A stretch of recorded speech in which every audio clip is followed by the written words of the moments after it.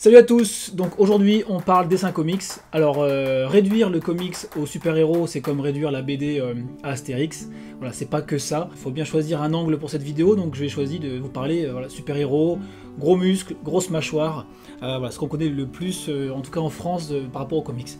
Donc c'est parti, à vos crayons. Alors déjà, première chose, au niveau des comics, on part sur des proportions plutôt réalistes, hein, c'est-à-dire que le visage, il va faire à peu près un huitième du corps. Donc je fais ma petite ligne, voilà, on est sur du 1 huitième, et comme d'habitude, hein, on fait le rond, la mâchoire, le cou, la petite croix. Donc là, on part d'abord sur le corps, hein. Je vous montrerai après en détail le visage, mais là, on va d'abord faire le corps. Donc comme on est sur du super-héros, évidemment, on est sur du musclé, des personnages plutôt vraiment carrés, quoi. Donc, je fais vraiment la construction de base de notre personnage. Donc avec une position plutôt dynamique, c'est-à-dire les épaules, on va les faire plutôt en biais pour apporter un peu une dissymétrie, donc un petit peu de dynamisme à notre personnage. Donc je fais ça rapidement, hein. Si je vous mets d'abord les structures de base. Hop, voilà. Avec les cuisses. Alors on va avoir une cuisse orientée plutôt dans cette direction, enfin la jambe, une cuisse comme ça, et pour, encore une fois, dans un souci de dynamisme, on va avoir l'autre jambe avec le pied plutôt dans ce sens-là. Donc voilà, là c'est pour notre forme de base du corps. Donc là on va essayer de rentrer dans les détails. Alors qu'est-ce qu'on peut faire maintenant pour notre personnage pour le préciser un petit peu? Donc notre super-héros, hein, comme je vous le disais, il part d'une structure assez carrée, assez musculeuse.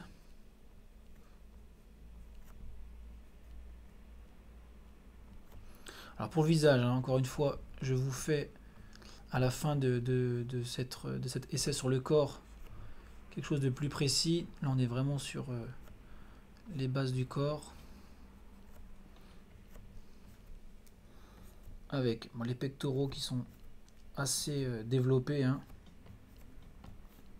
Donc c'est un petit peu la particularité du style comics, même si encore une fois ce n'est pas que ça. C'est qu'on va avoir des personnages vraiment dans leur global, enfin, un peu à la Batman, à la Spider-Man, etc. Très musclés. Et avec des proportions voilà, réalistes, enfin semi-réalistes, voire réalistes. Contrairement à notre BD, à notre bonne vieille BD franco-belge, où là on est, même si ce n'est pas aussi que ça, on est sur des proportions un petit peu plus déformées.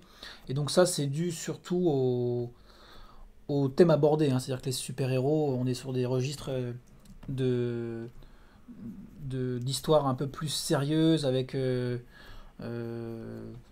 fins du monde, enfin voilà des trucs un petit peu plus d'action avec des thèmes un peu plus peut-être un peu plus noirs, ce qui implique que le dessin doit suivre un petit peu ça et voilà, vous pouvez pas forcément faire rire avec des dessins réalistes, et au contraire vous pouvez pas forcément aborder des thèmes trop sérieux avec un dessin qui va être un petit peu comique. Donc on revient sur nos bases de jambes. Alors là, on est vraiment dans une musculature vraiment très pratiquement décorchée, hein, c'est-à-dire que les muscles sont très marqués, avec les rotules, les mollets très développés. Voilà, donc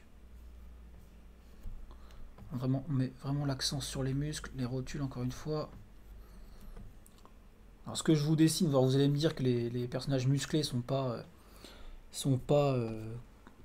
faisables qu'en comics, hein, c'est vrai évidemment qu'en BD il y a beaucoup de bandes dessinées qui se font sur des registres aussi réalistes, mais bon, c'était une particularité quand même du comics. Donc là, alors je vais redézoomer, bon là au niveau de l'ancrage, je fais ça, c'est un peu rapide, hein, ce que je fais c'est vraiment pour vous montrer la globalité. On part sur des proportions, encore une fois on est pratiquement sur une contre-plongée, hein, avec des formes assez exagérées, hein, le torse il est assez exagéré. mais ça permet de mettre vraiment en valeur la musculature du personnage. Hop, les pieds dans la perspective. Donc, je vais essayer d'enlever vite fait ça. On va essayer de fignoler rapidement le corps pour passer au visage. Donc, en gros, voilà. La particularité, c'est vraiment d'avoir une super musculature, bon là, d'avoir une super musculature et des poses assez dynamiques. Hein. Là, on est vraiment sur les épaules qui sont en biais, les hanches qui sont assez droites, et là, on a pratiquement les pieds qui sont aussi dans une autre perspective. Donc ça ajoute beaucoup de dynamisme au personnage. Donc c'est assez intéressant. Voilà. Donc ça, c'est pour le style un peu épuré. Hein. Je pourrais peut-être prendre le temps d'ancrer un peu plus, mais je le ferai pour le visage. Donc on va passer au visage. Autre partie intéressante à faire. Donc le visage, même principe, mais on va l'affiner un petit peu. Donc le fameux rond, hein, lequel vous embête tout le temps. La mâchoire qu'on va du coup faire un peu plus carré, parce que là on est sur du bon super-héros, hein, de l'homme du vrai. La croix, comme d'habitude. Le cou, alors là, je vous l'avais parlé dans une autre vidéo, mais qui est beaucoup plus imposant que la réalité. C'est-à-dire que là, on est pratiquement derrière l'oreille. Ça commence pratiquement devant le menton. Et avec des trapèzes vraiment très développés. On repart sur nos épaules, qui au lieu de les faire droites, un peu de dynamisme, on la met en biais. Les pectoraux, l'épaule qui va pratiquement être cachée de l'autre côté. Et la première épaule là, qui va carrément, vu qu'elle est vraiment proche de nous, faire comme une boule. Alors notre petit super-héros, qu'est-ce qu'on va lui faire de particulier? C'est que là, on va partir donc sur des formes au niveau de l'ancrage assez abruptes. Hein. On va essayer de donner quelque chose de très masculin, et ça, on peut le donner grâce à un ancrage assez vif, avec des belles lignes assez acérées. Et évidemment, hein, des proportions plutôt réalistes au niveau du nez, au niveau de la bouche. Et si j'ai le temps, j'essaierai aussi d'ancrer légèrement, parce que l'autre particularité quand même du comics, ça va être son ancrage assez spécifique. Bon, même si encore une fois, hein, il faut nuancer, parce que chaque dessinateur a son style bien particulier. Mais là, c'est vrai que sur le comics, on est sur un ancrage à base de gros aplats de noir, quelque chose de beaucoup plus noir que la BD.